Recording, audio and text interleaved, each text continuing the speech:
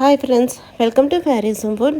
இன்றைக்கி வந்து டேஸ்டியான சுவையான கோஸ் பொரியல் எப்படி செய்யலாம்னு சொல்லித்தரேன். இது வந்து நல்ல டேஸ்ட்டாக இருக்கும். இது வந்து உடம்புக்கு வந்து கோஸ் வந்து ரொம்பவுமே நல்லதுங்க. கோஸ் வந்து எலும்புக்கும் ரொம்ப நல்லது. நோய் எதிர்ப்பு சக்தி இதில் அதிகமாக கிடைக்கும். நார் சத்து அதிகமாக இருக்கிறதுனால மலச்சிக்கல் ப்ராப்ளம் வராமல் தடுக்கும். எல்லா சத்தும் நிறைந்த இந்த கோஸ் பொரியல் எப்படி செய்யலாம்னு சொல்லித்தரேன். வாங்க வீடியோக்குள்ளே போய் பார்க்கலாம். வீடியோக்குள்ளே போய் பார்க்கறதுக்கு முன்னாடி நம்மளோட சேனலில் சப்ஸ்கிரைப் பண்ணாதவங்க சப்ஸ்கிரைப் பண்ணிக்கோங்க. தேங்க்யூ. கோஸ் பொரியல் செய்கிறதுக்கு முன்னாடி ஒரு பவுலில் ஒரு டீஸ்பூன் சிறுபருப்பை வந்து ஒரு 1/2 hour நல்லா வாஷ் பண்ணிவிட்டு தண்ணி போட்டு ஊற வச்சிடலாம். இப்போ நான் கோஸ் செய்கிறதுக்கு 1/4 கிலோ கோஸ் கட் பண்ணி வச்சுருக்கேன்.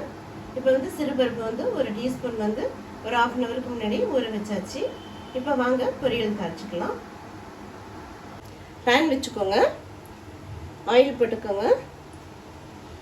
ஆயில் சூடானதும் 1/2 டீஸ்பூன் உளுத்தம் பருப்பு போட்டுக்கலாம். 1/4 டீஸ்பூன் கடுகு உளுத்தம் பருப்பு பொரிஞ்சதும் தட்டி வச்சிருக்கிற ஒரு 4-5 பல்லு பூண்டு போட்டுக்கலாம். பச்சை மிளகாய் ஒரு 4-5 பச்சை மிளகாய் கீரி போட்டுக்கோங்க. ஒரு 3 காஞ்ச மிளகாய் கிள்ளி போட்டுக்கோங்க. ஒரு வெங்காயம் போட்டுக்கலாம்.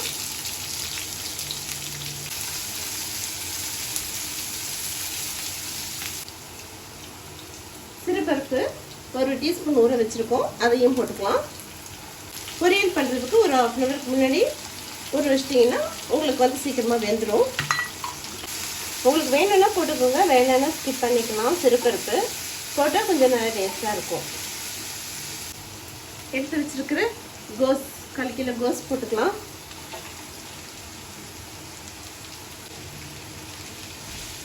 நல்லா கிளறி விட்டுக்கோங்க. கோஸ் போட்டுட்டு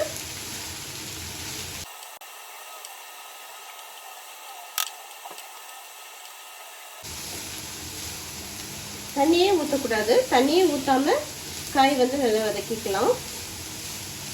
கொஞ்சம் கருவேப்பிலை போட்டுக்கோங்க.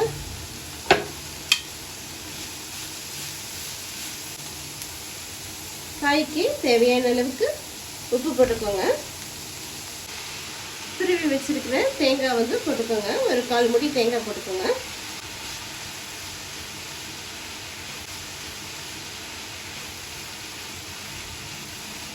கொஞ்சம் ஒரு டீஸ்பூன் அளவுக்கு எண்ணெயை ஊற்றிக்கோங்க.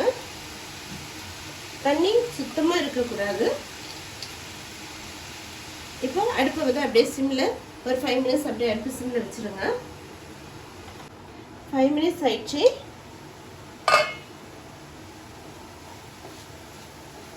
பாருங்கள், தண்ணியே ஊற்றாமல் காய் வந்து எந்த அளவுக்கு நல்லா வெந்திருக்குன்ட்டு. தண்ணி ஊற்றினா காயோட சத்து ஃபுல்லாகவே போயிடும். அதில் அடுப்பை சிம்மில் வச்சுட்டு ஒரு 5 minutes அப்படியே மூடி போட்டு விட்டிங்கன்னா சூப்பராக கோஸ் வெந்துடும்.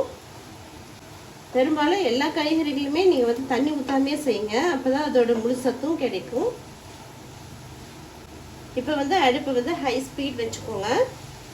ஸ்பீட் வச்சுட்டு நல்லா கிளறி விட்டுக்கோங்க. ஒரு 2-3 minutes கிளறி விட்டுட்டு ஸ்டவ் வந்து ஆஃப் பண்ணிடலாம். அதுதான், இப்போ ஸ்டவ் வந்து ஆஃப் பண்ணிக்கோங்க. இப்போ இது ஒரு பிளேட்டுக்கு மாற்றிக்கலாம். பாருங்க, டேஸ்டியான சுவையான கோஸ் பொரியல் ரெடி ஆயிடுச்சுங்க. நீங்களும் இதே மாதிரி செஞ்சு பாருங்கள். இது நல்ல டேஸ்ட்டாக இருக்கும். கருக்குழம்புக்கு, சாம்பாருக்கு, ரசம் சாதம் எல்லாத்துக்கும் நல்லாயிருக்கும். இதில் கொஞ்சம் பெப்பர் ஆட் பண்ணி ரைஸில் போட்டு சாப்பிட்டு கூட பரட்டி சாப்பிட்லாம், சூப்பராக இருக்கும். இதே மாதிரி நீங்களும் செஞ்சு பாருங்கள். இந்த வீடியோ பிடிச்சிருந்ததுன்னா லைக் பண்ணுங்கள், ஷேர் பண்ணுங்கள், சப்ஸ்கிரைப் பண்ணுங்கள். தேங்க்யூ ஃபார் வாட்சிங். பாய்.